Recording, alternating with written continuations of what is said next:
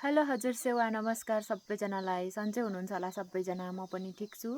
यहाँहरूलाई मेरो युट्युब च्यानलमा मेरो भिडियोमा स्वागत छ। आज चाहिँ मेरो फुलहरू घरको फुलहरू सरसफाइ नगरेको केयर नगरेको धेरै भएको छ। आज चाहिँ अलिअलि सरसफाइहरू त्यो कटिङ सटिङ त्यो फुलिसकेको बोगनवेलियाहरू अरू के फोहोरहरू छ पातहरू कुहिएको पातहरू बिग्रेको त्यो पहेँलो भएको पातहरू सबै हटाइदिनु पर्यो।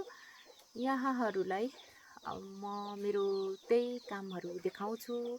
अनि मेरो फुलहरू सधैँ जहिले पनि यसले फुल देखाउँछ भन्नुहुन्छ होला, तर मेरो त्यही त छ, अरू देखाउन लायकको के नै छ र देखाउनलाई के नै छ र हजुर, त्यही छ देखाउँछु यहाँहरूलाई म के गर्दो रहेछु आजको दिन होइन, यो फुलहरूलाई त्यही देखाउन गइरहेको छु हजुर। मलाई हेरेर साथ दिनु होला अनि लाइक गरिदिनु होला, कमेन्ट गरिदिनु होला, नयाँ हुनुहुन्छ भने सब्सक्राइब गरिदिनु होला।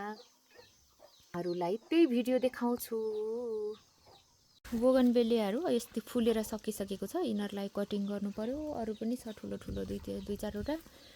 यिनीहरू त भर्खरको हो, नयाँ बिरुवा हो, भर्खर सारेको।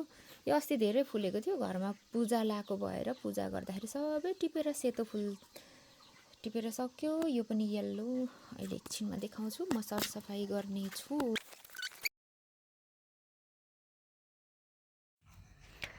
मेरो फुलहरूको गोडमेल कटिङ अनि सरसफाइ गर्दैछु हजुर। आज चल्दैछ अनि तर मैले भने जति अझै प्रपरली गमलाहरूको फुलहरूको सरसफाइ चाहिँ गर्न मैले सकिनँ, आज भ्याइनँ। किनभने गाउँमा बसिसकेपछि अरू कामहरूलाई पनि हेर्नु पर्यो। अरू कामहरू चाहिँ विशेष गरी खेतबारीको कामहरू अनि गाई गोरु सुँगुर कुखुरा अरू घरको कामहरूलाई प्रायोरिटी दिनुपर्छ। गाउँघरमा चाहिँ यो फुलहरू रोप्ने, फुल गोडमेल फुलको लागि भनेर सेकेन्डरी मात्रै हो प्रायोरिटी।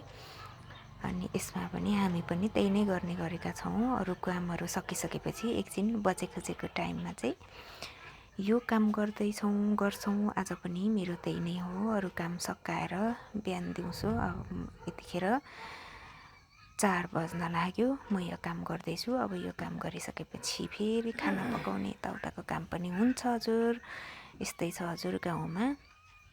फेरि कति हिलो चाहिँ बनाएको थियो कि अब हिजोदेखि मात्रै पानी रहेको, अनि घाम चाहिँ आज मात्रै लाग्यो। हिजो त धुम्म भइरहेको थियो, आज चाहिँ घाम लाग्यो।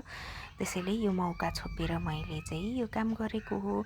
10-12 दिन कन्टिन्यू पानी परेको गऱ्यो। त्यसले गर्दाखेरि बछिटाहरूले हिलो बनाइदिएछ फुलको पातहरू अनि गमलाहरू। अनि अझ अरू भन्दाखेरि पनि त्यो भुइँको फुलहरू अनि के अरे अर्को पुलीहरू, त्यो गोदावरीहरू भएको पुलीहरू त हिलो बनाइदिएछ। फुलहरू पनि बिचराहरू त्यति राम्रो फस्टाएको छैन यतिखेर। अस्तितिर चाहिँ एकदमै राम्रो फुलेको थियो। किरा लागेर बिजोग छ। किरा लागेकोहरू पनि निकाले निकै। अब किरा लाग्न चाहिँ कसरी कन्ट्रोल गर्ने भनेर थाहा छैन। अनि मैले सबै भिडियोहरू चाहिँ मैले खिच्न पाइनँ आज। मोबाइल चार्ज थिएन, पानी परेपछि त झन् लाइनै हुँदैन, स्विच अफ भयो। त्यसैले मैले सबै भिडियो खिच्न पाइनँ। यो गमलाहरू पहिला भाउजूले कता राख्नुभएको थियो, त्यो ठाउँबाट पनि मैले रिप्लेसमेन्ट गरेको छु। अनि यो सबै म्यानेज गरिसकेपछि कस्तो देखियो भनेर चाहिँ यहाँहरूलाई म अर्को भिडियोमा देखाउँछु। भोलि या पर्सिको भिडियोमा मलाई हेरेर साथ दिनुभयो। मेरो भिडियो हेरेर अल्छी लाग्छ यहाँहरूलाई, त्यस्तो इन्ट्रेस्टिङ भिडियो चाहिँ केही हुँदैन। यसको जहिले तैले त्यही 2-3वटा फुल रहेछ, त्यही मात्रै देखाउँछ भन्नुहुन्छ होला। यस्तै छ हजुर। त्यही पनि मलाई हेरेर साथ दिनुभयो, धेरै धेरै धन्यवाद यहाँहरूलाई। आज चाहिँ बिदा मागेँ। By by, thank you.